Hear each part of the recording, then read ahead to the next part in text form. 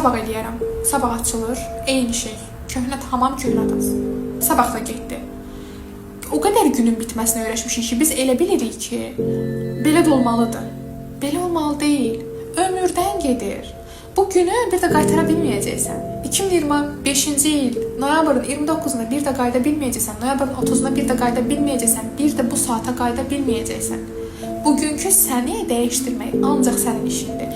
Anidən seyirli çubuq gəlib sənə dəyməyəcək ki, dur ayıl, həyatın əla oldu, xeyr. Səndən ibarətdir hər şey. Sən nə qədərsənsə, sənin dünyan o qədərdir. Sən də gözəl şeylərə layiqsən. Bu həyatı izləməyə gəlmişik deyən nə qədər rəylər oxuyuram. Yox, əslən, hətta açıq deyəm, mən açıq deyə bilməyəcəm, çox təəssüf. Söyüşlə hətta deyənlər var ki, mən buyam, mən ya baxmağa gəlmişəm. Hətta bir də ifadə var, mən temadan zakaz ediblər vəsə.